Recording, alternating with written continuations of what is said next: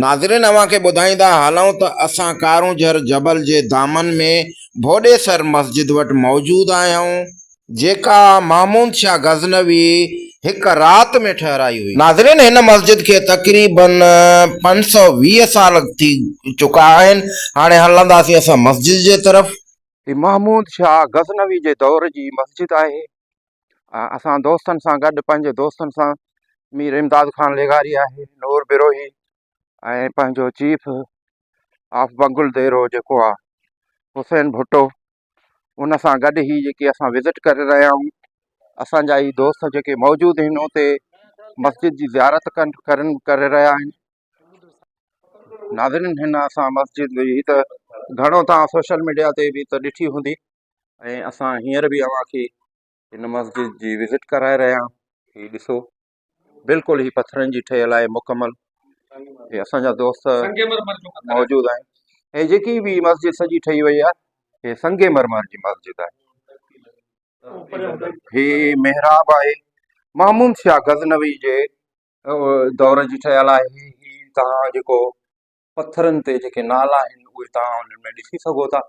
ऐं हिते हिकु शख़्स बि मौजूदु आहे, झूनो आहे, जंहिंखां असां ईअं ई उन खां मौक़िफ़ वठंदासीं ऐं उन खां पुछंदासीं त उनजो छा चवणु आहे। ऐं हीअ अव्हांखे असां उन दौर जूं तख़्तियूं लॻल मस्जिदूं बि ॾेखारे रहिया आहियूं। चाचा अस्सलाम वालेकुम। वालेकुम सलाम। साईं तव्हांजो नालो? साईं मुंहिंजो नालो यादव खुसो जी। हितां साईं 8 किलोमीटर ॻोठ है, उतां सुबुह जो अचां थो, शाम जो 5 बजे वञा। ठीकु आहे। हीअ असांखे ॿुधाए पियो वञे बोर्ड जे मुताबिक़ महमूद शाह गज़नवी जे दौर जी मस्जिद ठहियल आहे। हिनखे तक़रीबन घणो टाइम थियो आहे? साईं 1505 880 हिजरी में ठहियल आहे। ठीकु। माने हाणे हिनखे थींदा 520 साल थींदा, 5 सदियूं 20 साल थींदा। पुरानी मस्जिद है। सुभान अल्लाह। जेको मस्जिद अंदर मेहराब सगो ते मथा लिखियो पियो आहे, ओतिरे पासा खाने ते लिखियो पियो आहे। इहो गुजराती फारसी में गुजरात जो हाकम था तो गुजराती में लिखे, उनजे वसीले सिंधी में ही लिखियो है, महमूद शाह मिन मुज़वर शाह जी, गुजरात जो हाकम था तो उनजी जेको महमूद शाह गज़नवी जंहिंखे सॾियो वेंदो। जी साईं, उनजी ठाराई ही भुॾ ॻोठ में ठाही।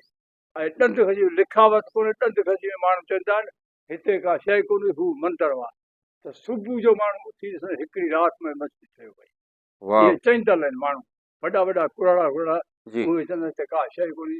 ॻोठ हीअ हिंदुअनि जो ॻोठ गैर मुस्लिम आहिनि, हेॾा मथे ॻोठ त बि गैर मुस्लिम आहिनि, हिन विच में मुस्लमान केरु कोन्हे। ऐं हिते गवर्नमेंट जो मुलाज़म आहे छोकिरो हिन ॻोठ जो आहे। पहिरीं उहो मुस्लमान, उनखे छॾियो मंदरनि ते वॾा लंगर आहे। हाणे हू मंदरनि जो चौकीदार, जैन मंदर जो चौकीदार, उहो हाणे हिते नज़रदारी करे रहिया मंदर में। ठीकु। जीअं असीं आहियूं लोकली वेठा आहियूं हिते, मस्जिद मुस्लमान आहियूं। ठीकु। ॿुहारी कढो पाणी भरियो। बाक़ी हिते तक़रीबन माना गैर मज़हब जेको हिंदू क़ौम रहे, हिंदू क़ौम रहे। ही ॻोठ सभु हिंदू आहे। हिते जेके बि मंदर आहिनि माना हिंदुनि जा बि आहिनि, मस्जिद हिकु ई आहे हिन इलाइक़े में? जी हिकु ई आहे हिन इलाइक़े में, भोॾेसर ॻोठ में। हा हिकिड़ी मस्जिद। ठीकु, महिरबानी। नाज़रीन ही चाचो हुयो जंहिं असांखे हिन मस्जिद जे बारे में जेकी डिटेल ॾिनी। इंशाअल्लाह ही जेकी अव्हांखे असांजी जेकी विज़िट आहे पसंदि ईंदी ऐं हिन में थोरी तव्हांखे मालूमात बि मिलंदी। ऐं जिथे जिथे असां हींअर विज़िट कंदासीं इंशाअल्लाह हिन वीडियो ज़रिए उहो असां सोशल मीडिया ते रखंदासीं त जीअं कुझु दोस्त ॾिसी करे मालूमात हासिलु। चाचा महिरबानी, शुक्रिया। ठीकु आहे।